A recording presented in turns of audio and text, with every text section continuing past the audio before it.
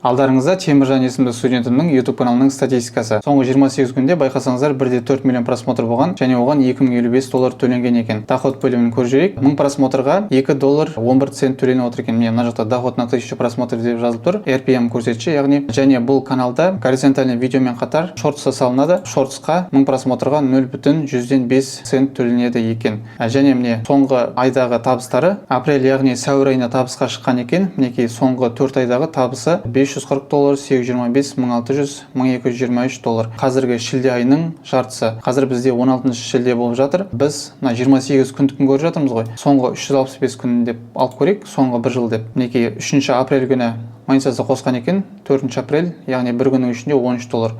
Одан кейін осылай артып отырған. Бұл каналдың қазірге дейін табысы $4239 құрайды.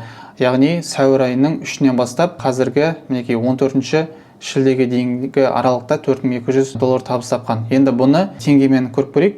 Настройки бөліміне кіреміз. Валюта США деп тұр.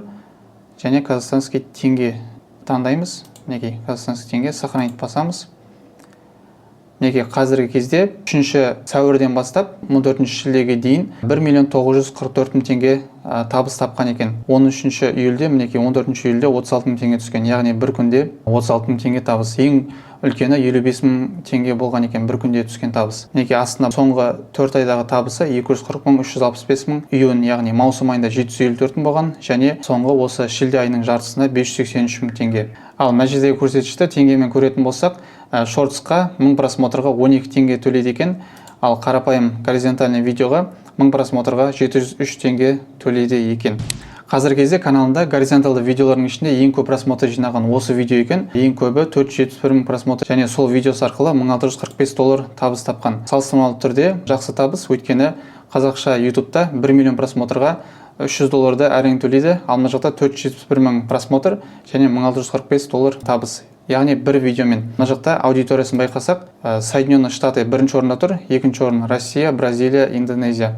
Дәл осы видеоның доход бөліміне кіріп көретін болсақ, 1000 просмотрға RPM көрсеткіші $3.54 құрайды. Яғни 464.000 просмотрға $1645 төлеген екен. Мына жерде обновление 1-2 күн кешігіп жүреді. Дәл осылай Теміржан бауырымыз сияқты сіз де Америкалық YouTube'дан табыс табасыз.